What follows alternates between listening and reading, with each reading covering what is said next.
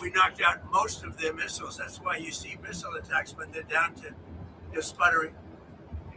And we have a group. It's really a new regime. It's a group of people that we've never dealt with before, that are acting very reasonable.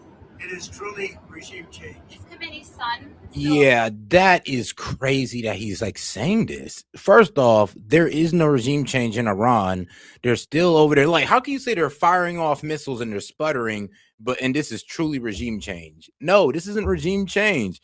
It just shows that, I mean, one, I'm be honest with you, they're still firing off their missiles, they're still hitting their targets. So that doesn't match up to reality we're seeing playing out in the Middle East. They still got the Strait of Hormuz closed while we're talking to them. And we're bombing each other still. Like, what was it? 300 U.S. soldiers injured, wounded, about 2 of them severely. So what are you talking about? It's like, at this point, I'd rather hear more about the talks going on with Iran than our military success out there, because let's be real. I mean, it's great to hear that we're hitting them hard, but when the reality is that they're still able to attack our allies in Saudi Arabia, Yemen, well, not Yemen, but Oman and the UAE, is like, you're not really saying anything, to be quite honest. He's not. You just can't sit there and say that, oh, they're sputtering on their offense when they're still hitting us. alive, sir? Is he a part of these? We think he may be. Nobody's heard about him. He may be alive, but he's obviously very seriously in trouble. He's seriously wounded. You had offered that 15-point plan to Iran. Did they ever come back? Yeah, they came back on the 15-point plan. They gave us most of the points. Why wouldn't they? You make it sound like they made some concessions. Can you identify those? Well, they're agreeing with us on the plan. I mean, we asked for 15 things, and for the most part, we're going to be asking for a couple of other things. And just to prove that they're serious, they gave us all these votes. When I talked about 4 days ago a present, I said they gave me a present. Now, here's the problem with this so-called present. The present was that they sent through 10 Pakistani boats pretty much through the Strait of Hormuz. So, one, that doesn't help us at all whatsoever. This oil is not going to us. So it's not like they're letting through our oil. No, they let through their allies' oil, Pakistan, 10 boats. And for some reason, Trump is framing that as, oh, well, they're conceding. When I'm just seeing, everybody else in the world is seeing it as, no, they're just letting the homie through. But I didn't think I was at liberty to say what it was. What it was 8 plus 2. It's 10 massive boatloads of oil. And today they gave us another present. They gave us 20 boatloads of oil. That starts being shipped tomorrow. We're having very good meetings, both directly and indirectly. And we're getting... Do me a favor and double tap that screen and like the video, guys. Appreciate the support. Very important. Sir, were you caught off guard when the Senate passed the DHS funding bill? It's a shame. They should really just go to a filibuster. They should terminate the filibuster. And will you compete? And they should vote. That's what I think. Look, I think the Senate is playing it too soft. The Republicans are wonderful people, but we're dealing with very sick individuals. The Democrats are sick. There's something wrong. They're like terrorists. And we have to protect our country. We have to protect our border. We have to protect our wall. If it was up to them, they'd open up the wall. They'd let millions of people pour into our country again. And we've all been through that. I don't care if you're liberal or conservative. What we have now is we have a beautiful, closed border. We're getting murderers out of our country that Biden let in, the administration, the Democrats. We're getting the drug lords out of our country. We're bringing them back to other countries where they came from all over the world. We have great crime numbers, despite the fact that they let in 25 million people. And we're focused on the bad ones. I mean, the ones that came in, we'll work on something, but we have to get the killers out. We have to get the drug dealers out. We have to get the criminally insane. We have people that are criminally insane. They are unbelievably violent people that come out of insane asylums. The Democrats want them protected. I want them out. They have to be out. You can't have a country if they're here. Would you sign it? I mean, yeah, but here's the thing, though. Then why are we rolling back on mass immigration if, this is what he agrees on? And like I said, nobody can knock Trump on closing the border. That's one thing that if you can't give Trump that, then you're being delusional. He closed the border. He stopped the influx of undocumented immigrants from coming in. Now, the main problem is getting them out, and that's what the Democrats are fighting them tooth and nail on, to the point where they're once again shutting down, the government. But The second time around, it's a partial shutdown, or only shutting down DHS to get at ICE. And this is why you got to a certain point the TSA workers quitting, because not only is it the second time in a year where they're going out of paycheck, but that's to also add on the higher, the higher gas prices. So yeah, it costs more for them to get to work. That's going to be a high stress on them. So yeah, I completely understand what's going on their part. But what kills me about the Democrats is that they know that their people is going through this. They know the American citizen is going through this, and yet they still choose to hold them hostage to get the Democrats to concede on ICE reforms that they're just not getting still. And I know we're like, what are we like? Oh, more than a month in, over a month in on this shutdown, just like we're a month in on this war. So while the Dems are committed to this bad idea of this partial government shutdown, we got the Republicans committed to this bad idea of a war for a month straight. A month straight. Chess deal without ICE funding in it. ICE is vital to the well-being of our country. ICE, first of all, they're great patriots, but they are physically and mentally very strong people. And they are able to protect us from the animals that have been sent in, allowed to be sent in by the Biden administration, where you have people, jails were prisons from Venezuela, from the Congo, from all over the world, from every continent. They were allowed to come into our country, totally unchecked, totally unvetted. You can't have a soft, weak, sad person deal with this. You need strong people. Now, they love our country. They're very brave. They're very strong, like some of these guys. But you have to have these people removed or you don't have a country. So we had the best crime numbers that we've had, murder numbers, the best in 125 years. Think of it. Since the year 1900, before my father was born by a lot, we have the best crime numbers. And we're going to keep it that way. And that's despite the fact that so many criminals were allowed into our country. So we need ICE. We need Border Patrol. Guys, once again, do me a favor and like the video wherever you're at. If you're on Rumble, like the video. Facebook, smash that heart button. And if you're on YouTube, of course, smash the like button or double tap that screen. All right, let's get right back into it. The thing you people want to see is our country overrun again by criminals, and that's not going to happen. We're not going to let that happen. And by the way, our country doesn't want that. Mr. President, some Republicans, including Senator Mike Lee, say reconciliation won't work to pass the Save America Act because it's not budget related. What's your response to that? Well, they say, and they'll have to, the parliamentarians going to have to make a decision on that. But I say, end the filibuster, terminate the filibuster, just vote, and you'll get everything you want. You get all 5 things. We have voter ID, we have proof of citizenship. It's so important. Mail-in ballots have to be stopped, with exceptions for the military, for sick people, people that are sick, people disabled, for people that are traveling. If you're traveling, you can vote. But other than that, mail-in ballots are inherently dishonest. Jimmy Carter, in his Carter Commission, said you can't have mail-in ballots. We're the only country in the world that has mail-in ballots. We're the only country in the world that has, we have a big case becoming in the Supreme Court that had to do with the babies of slaves after the Civil War. And instead of that, it's being used as a way for rich countries and thousands of people from China coming in and getting citizenship for people within their family. This is not what they meant when they did that. So that's a big decision coming up. But if you look at it and you look at what we've done here, we have 5 points. We don't want men playing in women's sports. The Democrats do. We don't want transgender mutilization of our children. The Democrats are just fine with it. You could do every child in America, they'd be very happy. We don't want the mutilization of our children. It's transgender, and we're not going to have it. So we want to go into those things. There are 5 points. And with the filibuster termination, you could vote them all in. The Republicans would have the vote. Mr. President, Leader Thune told me that they do not have the votes to terminate the filibuster. I know, How will you get around that's that? part of being a leader. You have to get the votes. Do you have confidence? I mean, I like him so much. He's a high quality person. And he told me the same thing. We don't have the votes. Well, he's only a couple of votes short, but that's what being a leader is. You have to get the votes. You have to get the votes. And those people will not be able to withstand the onslaught because Republicans and the country wants it. You know, it's polling at 87% voter ID. Think of it.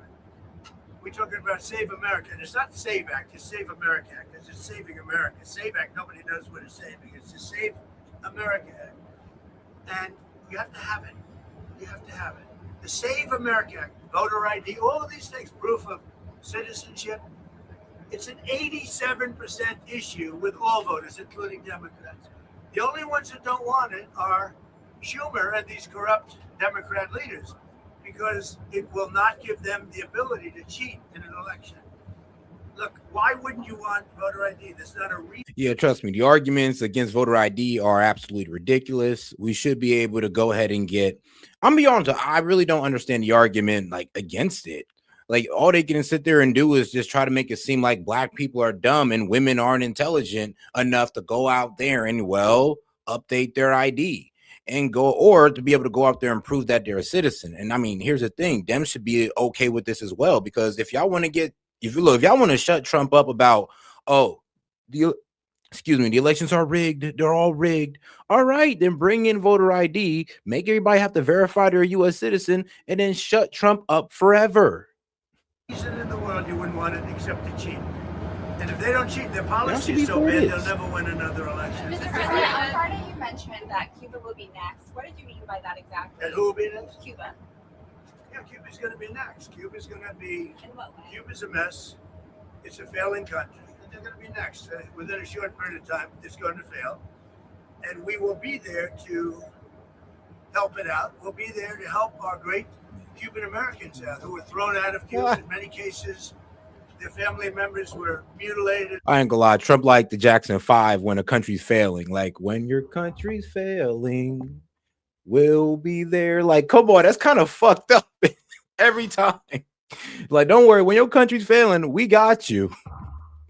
Like, we don't want to help you. Don't worry, we'll just make the blackouts worse, impose more sanctions, and just try to strangle the regime out. Knowing damn well the regime we're going after, they trust me, they got lights. They're still eating good. It's mainly the people that are suffering. But honestly, getting regime change in Cuba is a lot easier, way easier than getting regime change in Iran. I'll tell you that. And killed by Castro. No, Cuba's going to be next, yeah. Are you considering withdrawing Casey Means for Surgeon General and nominating someone else? Well, we're looking at a lot of different things, and I don't know how she's doing in the nomination process. I'm more focused on Iran, but something like that would be possible. Mr. President, do you still have We confidence? certainly have a lot of great candidates with it. Do you still have confidence in Tulsi Gabbard, sir? Yeah, sure. Follow up I on mean, she's a little bit different in her thought process than me, but that doesn't make somebody not available to serve. Is she on the same page I as would you? I would say that I'm very strong on the fact that I don't want Iran to have a nuclear weapon. Because if they had a nuclear weapon, they'd use it immediately. I think she's probably a little bit softer on that issue, but that's okay. Some people are. Most people aren't. Most people are saying, thank you very much for doing what you did. They are decimated right now. They're going to give up nuclear weapons. They're going to give us the nuclear dust. They're going to do everything that we want to do. And you know what? They're going to go on and maybe have a great country again. But if they don't do that, they're not going to have a country. They're not even going to have a country. So she's softer on that issue, but I have other people, not too many. That's an issue that we've had great support. You saw the CNN. And look, the reason why they're giving them pushback on that, or the reason why they're bringing up Tulsi Gabbard, is one, because, well, at first, when she said that Iran's not an imminent threat and the 12-day war happened, they said, yo, well, Tulsi Gabbard said Iran's not an imminent threat, so what in God's name are you doing? And he hit him with, he hit the news with, Tulsi don't know what she's talking about. And she's been left out of briefings ever since then. Now, apparently, since Tulsi done started playing along with this buffoonery, now she's let back in. Now she's going like, yeah, Iran's a threat. And I mean, she's not going to completely lie and say Iran's an imminent threat, but now she's over here yelling out, yes, Iran's a threat that I guess we need to take care of, and not really explaining the true nature of this war or really what the true goal is. But I'll tell you this, though, Shout out to Fox News because they're telling us the goal, and Trump just been telling us the goal, little whispers throughout his little engagement, which is regime change. If we're truly getting regime change, guys, don't worry. This is regime change. We're talking to the right people. It's like, come on now. Oh, with Trump with MAGA, and I think MAGA is most of the Republican Party, is 100% approval. In fact, the young gentleman that does the poll is very good, actually, because he's honest.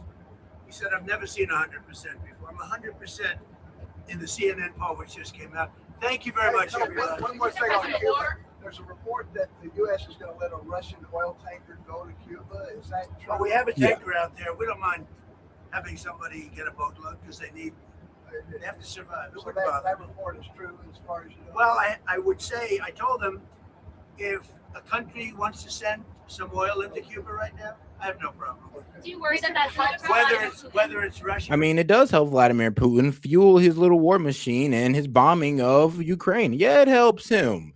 It also helps the Iranians because they're able to sell their oil without sanctions. It's kind of crazy how they're getting sanctions lifted during a war, and for some reason we didn't want to give that to them to, let us look at their nuclear capabilities or their nuclear facilities. Kind of wild how that's happening right now. But hey, right? Bomb them to hell, right?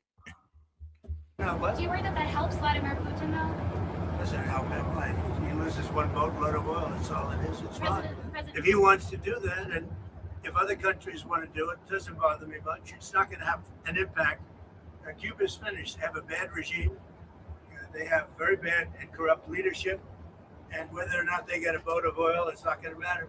I'd prefer letting it in, whether it's Russia or anybody. Okay, do me a favor and double tap that screen and like the video, or smash that like button wherever you're watching from. Appreciate the support, guys. Let's keep it going. Because the people need heat and cooling and all of the other things that you need. Go ahead. No, the issue of the Strait of Hormuz and Iran control of it and charging tolls. What do you think about that? Well, I have to find out if it's true. They're going to do whatever they have to do. We could close that up in 2 minutes. We could close that up so fast your head would spin. Do you want to see Gulf countries that are being attacked by Iran to start to fight back? They are fighting back. Saudi Arabia is fighting back hard. Qatar is fighting back. UAE is fighting back. Kuwait is fighting back. Bahrain is fighting back. They're all fighting back. Actually, they were surprised to be hit. Guys, and if we can hit the $100 tonight, I'm gonna go ahead and play the BB Files again, because I played it before Tucker Carlson, dove into it, but we'll watch it again. Don't worry, I got you. We'll go ahead and break it down on Rumble, but if we can go ahead and reach our goal of 100 in super chats or, support overall. All right, let's get right into it. Surprised they got hit. And once they got hit, they started fighting very well. We're very strong communications with all of those countries, and they've all been fighting. They're 100% on our side. How long can you pay TSA workers for? How long can you pay TSA workers for from the One Big Beautiful Bill? Well, we're going to pay them for as long as we have to, and I will tell you, the ICE workers have been amazing, and that's helping people with their bags. It's very interesting. We put ICE there. And so far so good. Let's be real. Well, apparently, as long as ICE is not out here deporting illegal immigrants, people are going to treat them nicely. Isn't that crazy? Oh my God, God forbid they do their jobs. They're ICE, they're fascists, and they're the Gestapo. But they're over here helping you with your luggage. Oh, they're such nice people. Look at them. Like, you guys are sick, bro. Some of these people is sick. But hey, at least they're helping out. ICE got a very unfair press. They're doing an amazing job getting hardened criminals, murders. 11,888 murders were allowed to come into our country through Biden. And ICE has been amazing. Now, we said, give us a little hand during this period of time, because this is caused by Democrat terrorists. These people are sick. They don't care about our country. They don't care about people. Oh, man, shout out to my man Raph on Twitch. Hey, if you could do me a favor, if you're watching on Twitch or Kick, can you guys go ahead and, clip up any cool moments or any funny moments of the stream? I can't do it on my own while watching, but if you guys can help me out with that, hey, appreciate it. And guys, like I said, like the video. All right, let's get into it. But what it's all about really is they want to have open borders, and they want to have criminals come into our country so they get more votes, because they're losing votes fast. Look at how I did with the Hispanic population. And now I'm doing even better with the Hispanic population. And that's bad for them. They always had it. Now they don't have it anymore. These are people that want our country to fail, and the voters see that. Thank you very much. Thank you. you, Mr. President. And all right, guys, let's go ahead and get into a little bit of war coverage here. Let's go and start with our guys over here at ABC News, because 300 U.S. soldiers wounded as Israel vows to escalate strikes on Iran. And they already did. I mean, they struck their water facility. Overnight, intense bombing in Iran, lighting up the sky in the capital, Tehran, amid more exchanges of fire with Israel and the U.S., and satellite imagery showing the destruction at a U.S. base in Saudi Arabia after it was hit in an Iranian drone attack. At least 10 American service members injured. Officials telling ABC News at least 2 were seriously wounded and at least 1 tanker damaged in the Friday attack. Altogether, more than 300 American troops have been injured and 13 killed as the war now enters its 5th week. And this morning, even more troops are on the way. Multiple U.S. officials telling ABC News a third. I mean, it's the 5th week. Like, and I always want to ask my guys, like MAGA, like, let's be real. Is it long enough? Like, has it been long enough, guys? Like, look, bro, it's one more day and then we're out of March. We're going to go into April and it's not looking like it's concluding. And let's be real, according to Trump, by April 6th, it's either going to conclude or it's going to pop off. And it's looking like it's about to pop off. We're about to put troops on the ground and this is about to be drawn the F out. But hey, I hope that the MAGA guys are right. I hope that I'm wrong. And oh no, they capitulate and it's all going to be one beautiful liberal dream in the Middle East. Well, they're not going that far, but you know what I mean. U.S. aircraft carrier, the USS George H.W. Bush, is heading to the Middle East. They'll join another 2,200 U.S. Marines set to arrive in the region any day now. And with up to 1,500 paratroopers preparing to deploy too, questions mounting as to whether a ground operation into Iran is imminent. But Secretary of State Marco Rubio speaking to G7 leaders in France on Friday, saying the U.S. can reach its goals without putting boots on the ground. Bruh. And we can achieve them without any ground troops. Bro, lie to me again. Look, man, I'm going to be honest with you guys. If we don't put boots on the ground, we cannot secure their nuclear facility. And that's just the fact of the matter. And anybody that tell you different is lying to your face. Okay, we can't do it. We can't enforce. We can't effectuate regime change or secure their nuclear, their enriched uranium without boots on the ground. That's one of the reasons why North Korea was able to get to a nuke, because we knew they were doing it. We tried to hit them with sanctions. We tried to isolate their ass. But the one thing we weren't willing to do was put boots on the ground in North Korea. So I remember when I was debating with Monty, he brought up that point. Well, we should have attacked North Korea. And I'm like, well, if the goal is to stop them from getting a nuclear bomb, yeah, you're right, because we've seen them going towards it. And the only option to stop them, or the only way to stop them, is to put boots on the ground. And that's what a lot of people in MAGA say. Don't worry, we're not going to do that. What do you guys mean, boots on the ground? Really? You guys are tripping. And now we're sending like 10,000 soldiers to the Middle East. Bruh.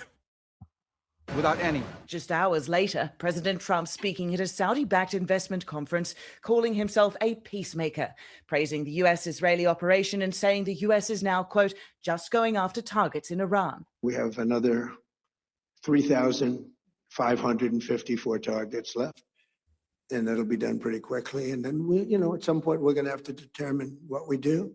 Overnight, Iran reporting more strikes on its nuclear facilities and steel factories. Video of the confirmed Israeli strikes posted on social media showing smoke billowing from one of the factories.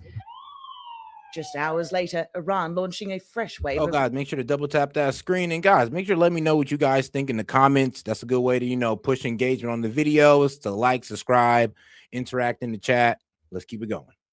But make sure to first double tap that screen or smash the like button. Retaliatory strikes on Israel. Video circulating online showing the moment of a missile impact in Tel Aviv. At least one person killed, a man in his 60s, and multiple others injured. While the death toll inside Iran climbs to at least 1,900. In southern Lebanon, where the IDF says it's widening its ground invasion to create a buffer zone against Iran-backed Hezbollah, more than 1,116 people killed, over 1 million displaced, according to Lebanese authorities. The UN warning it's facing a humanitarian catastrophe. Yeah, and what's going on in Lebanon is absolutely insane because I'm be real with you, when we start striking Iran is when Israel decided to carry out their operations in Lebanon, which is wild, by the way, because Lebanon ain't got nothing to do with Iran. They weren't attacking Israel until Israel attacked them. So Israel basically popped off two wars at once. They attack Iran and they attack Lebanon, and we're helping them with Iran, but we're not helping them with Lebanon. And they're over here displacing 1 million Lebanese people and recklessly bombing civilian sites. But, mainstream media won't really tell you about that too much. I mean, ABC's trying. They're trying at least. All right, though, let's go see what our guys are talking about over here at Fox News. Of US. These are brand new pictures released by CENTCOM of U.S. Navy FA-18 Super Hornets aboard the USS Abraham Lincoln, preparing for a nighttime combat mission during Operation Epic Fury on Wednesday. It comes as more U.S. troops arrive in the region and tensions reach a boiling point. Jonathan Hunt is live in Tel Aviv with the latest. Hello, Jonathan. Hello, Mike. And with those thousands of extra troops arriving over the weekend here, there is growing thought that some sort of ground operation by the U.S. could come soon. In the meantime, the U.S. and Israel on one side and Iran on the other continue their attacks. An Iranian missile struck in southern Israel today, some sort of chemical facility, we believe, and it sent huge plumes of smoke rising into the air in that region. A lot of residents in that area were told to keep their windows closed because of the toxic smoke that was coming from that particular Iranian strike. CENTCOM, meantime, has posted more video of what they say are strikes against Iranian military and regime targets in Tehran and on the outskirts of the Iranian capital. Now, those troops we were talking about, 2,500 Marines arriving aboard the USS Tripoli, which is now, we are told, in the region. That does not mean a ground operation is happening. What it does mean is the president has... Oh, wow. Okay, well, way to gaslight. Way to gaslight. Well, it not means ground operations are happening. We're just bringing in multiple troops. To what? Flex harder than we already are? Like what? Flex until we pop a vein? Because what's the point of bringing them all these guys out if we're not about to send in put troops on the ground? We've been talking about taking Carg Island. Hopefully that's what we're doing, but I don't know why we're bringing out 10,000 troops for that. That's crazy. And it already seems like a bad operation already. And unless we're about to really put boots on the ground on Iran to seize their nuclear or their enriched uranium, be real with you guys. Unless we're doing that, these 10,000 troops is a bit unnecessary. A lot more options now at his disposal. As for Iranian officials, they continue to criticize and even in some cases mock President Trump's decision-making. Listen here to the spokesman for the IRGC. At one moment, he speaks of negotiations, and shortly afterward, he decides to manage the war.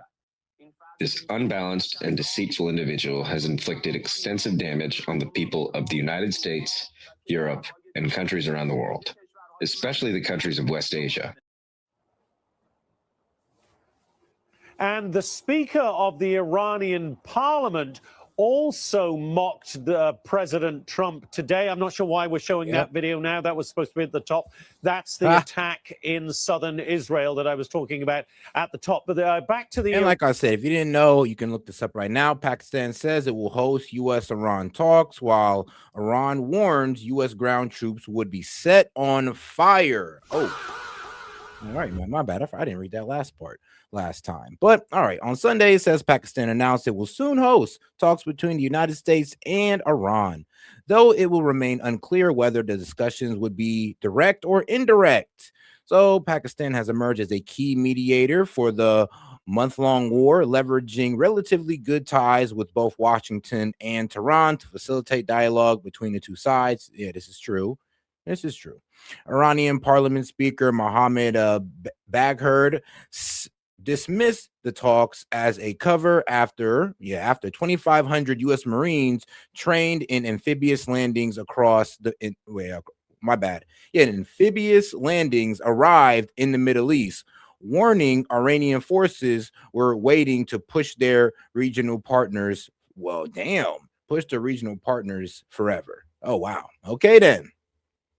So pretty much they're not buying it. They're pretty much saying, you want to talk with us, but you're sending troops into the region? Like, hold on. You're saying that you want to have talks, you're ready to try to end the war, but you're preparing ground troops and you're on TV talking about how you're about to take an island? I'm just thinking this is from the Iranians' point of view. Like, bro, wait, what do you mean we're talking? It doesn't look like it.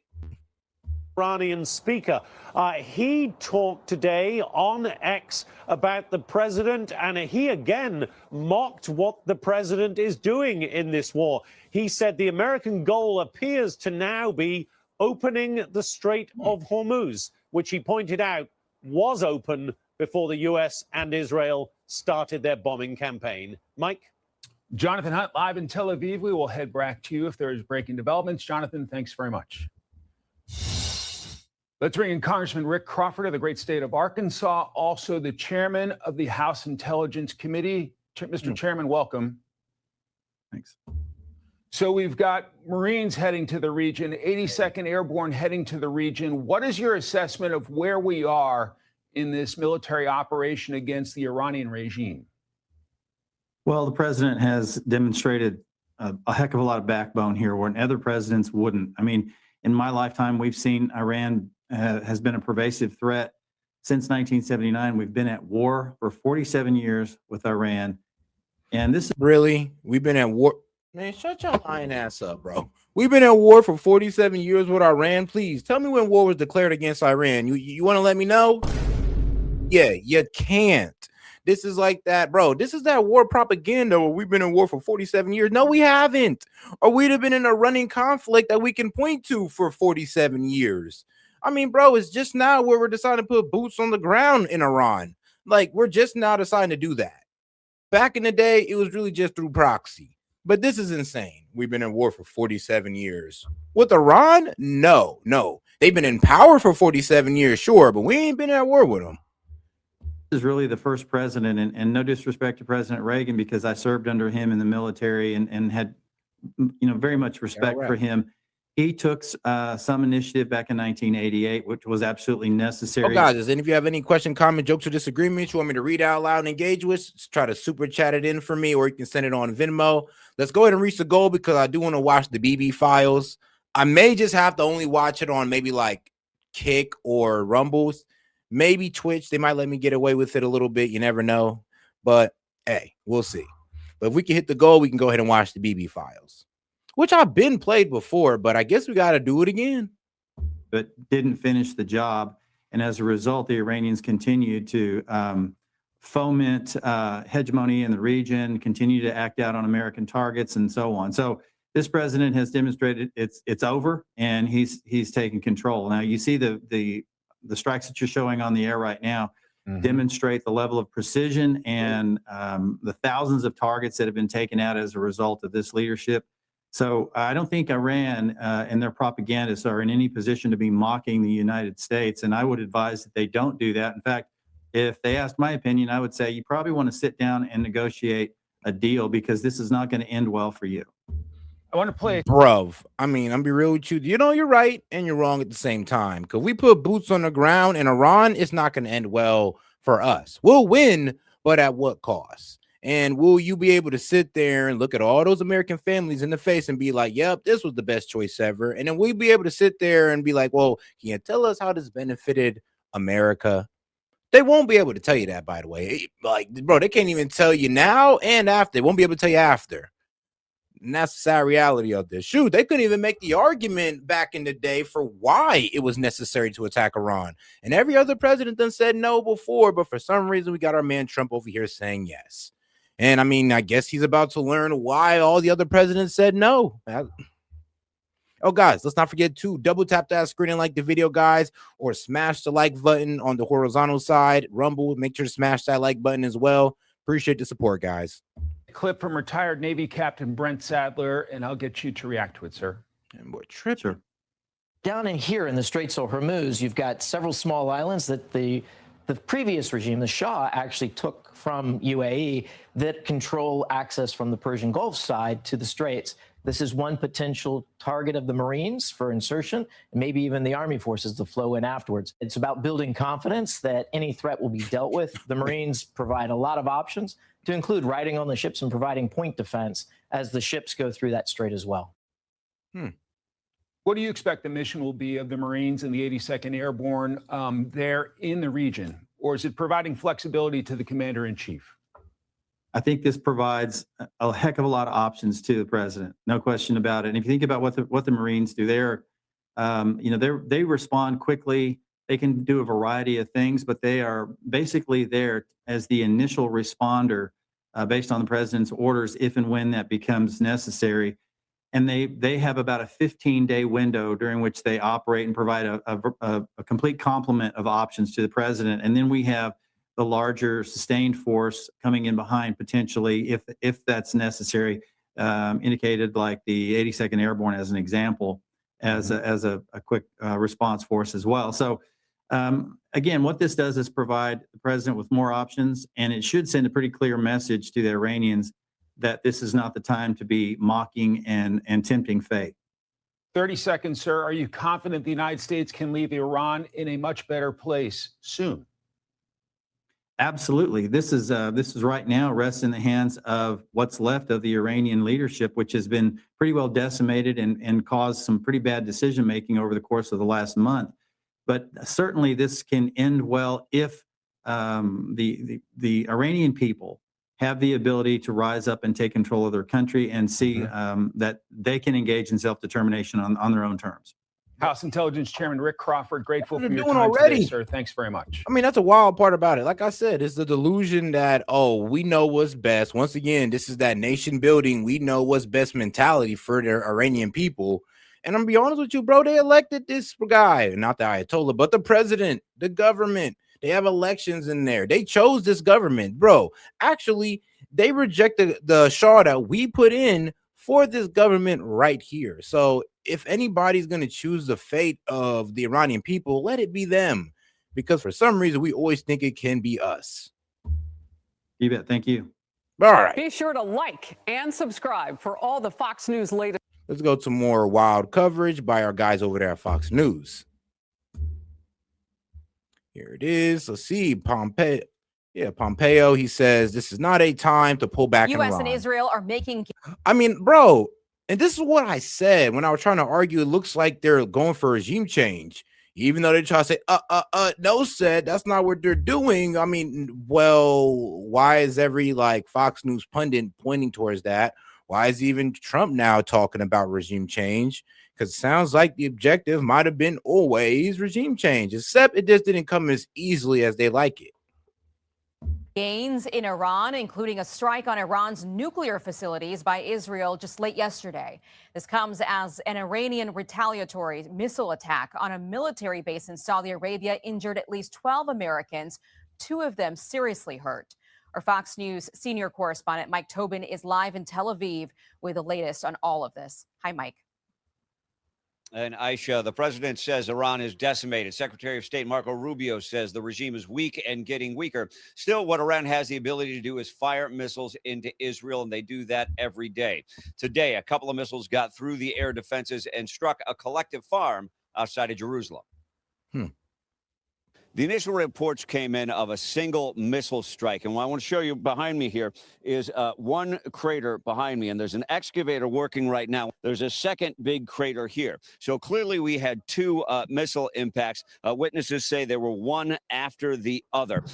We have had so many of these cluster bombs in recent days where they drop off bomblets with 10 pounds of explosives. Clearly, this is something more than that. In recent days, we have seen some of these missiles come in with 100 kilograms or 220 pounds in the warheads. This seems to sync with that. It's not one of the big 1,000-pound warheads. Still, it's powerful enough to take out all the windows of the surrounding buildings. If you look behind me here, there's a junkyard for cars there. One of the cars is tipped up. All of the windows are blasted out of that. So the IDF is investigating right now. with the missile fire to the south of Israel. Yes. Houthis fired missiles at Israel amid Iran war. And you know the crazy part is, I knew the Houthis were going to get involved as soon as these guys start trying to go around the Strait of Hormuz and use the Red Sea. That's where I knew we were kind of cooked. I was like, all right, so all they gotta do is pop off with the Houthis. And if you don't know, the Houthis are in Yemen. They're close to Oman, so that means they can attack Oman's ports, which they also send off oil as well, and they can also close off the Red Sea. So yeah, this is a major problem. And the funny thing about the Houthis is that these are the guys that just won't go away no matter how much we bomb them. And they just hate Israel way more than I think anybody does. Like, bro, they literally fire rockets at Israel, knowing damn well they won't reach it, just symbolically. They just do it out of a symbolism. It's kind of crazy. But as you can see, look at the crowd, man. I'm talking about, boy, they got babies out there holding guns. Like, these are the real extremists. Created through Western intervention, of course, but that's another story we will get into later. Have now joined the fight after sitting on the sidelines for a month. The IDF says Houthi rebels fired a ballistic missile and a cruise missile. Both of them were intercepted, not resulting in any injuries. But the complication of the Houthi rebels getting involved in the fight is they can now complicate shipping to the southern end of the Red Sea and the Bab el-Mandeb. And you know you already have difficulties with shipping through the Strait of Hormuz. Yeah, we do. Aisha, back to you. It's a big problem. Mike Tobin, thank you very much. Oh, and do me a favor, guys. Like I said, make sure to like the video, double tap that screen, and make sure to leave a comment if you can. Appreciate the support, guys. Let's keep it going. Yeah. It became quite clear during these meetings with the Pull all Iranian comments up here on the negotiating screen, if possible.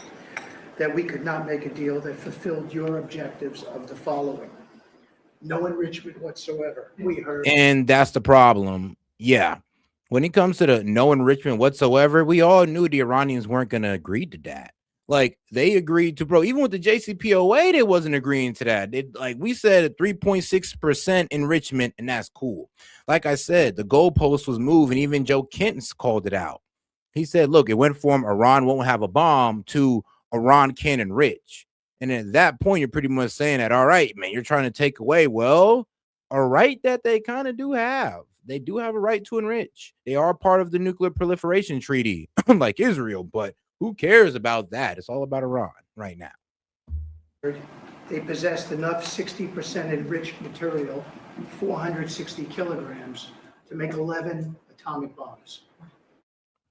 So the U.S. is exhausting all efforts in trying. And this goes into my point. Like I said, when North Korea was rushing towards their nuclear weapon, we noticed every bit of it. We knew where they were doing it at. We knew that they were enriching to that 90%. The problem is that we had to make a choice. Did we really want to put boots on the ground in North Korea to stop them from getting nukes? Well, ultimately, we chose no. We was hoping that we can get it through sanctions and, well, isolation. Now we're trying to do the same thing with Iran, but the problem is it looks like we're a little bit more committed to putting troops on the ground, which is crazy because I'm gonna be real with you, we'd have had a better chance doing that with North Korea than Iran. But I mean, here we are, guys. Here we are doing something way harder than what we should have done years ago. To get to a peace deal with Iran as the president weighs sending 10,000 more troops to the Middle East. And I don't know, like I don't know. I want to hear from you guys. Would you guys, to stop North Korea from getting nukes, would you have dedicated ground troops? Because let's be real, it does look like that's the lesson that we learned from North Korea, is that if we don't send in ground troops, and even if we see them going towards a nuke, there's nothing we could do about it unless we bring in ground troops. But with Iran, it's a bit different. Why? Because there's no proof that they enriched to 90% because we'd catch it.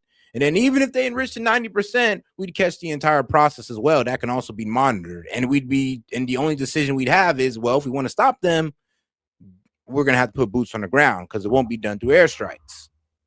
Iran, however, has rejected the U.S. peace plan as one-sided and issued its own proposal saying that two different demands. And guys, make sure to double tap the screen and like the video, guys. We're going to go in tonight. And make sure to super chat any question, comment, jokes, disagreements. I'll be happy to read it out loud and engage with it.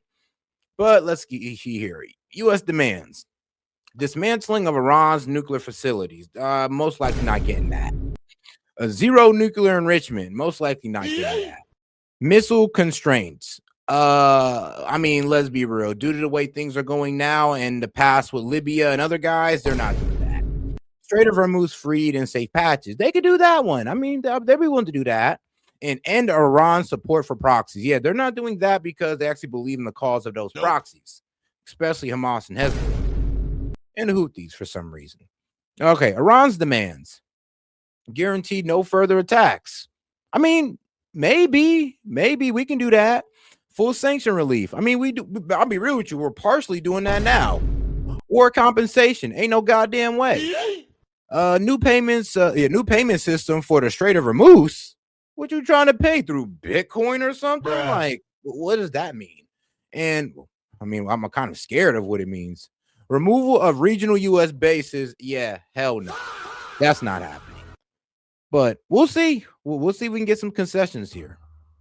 We will decide when the war ends.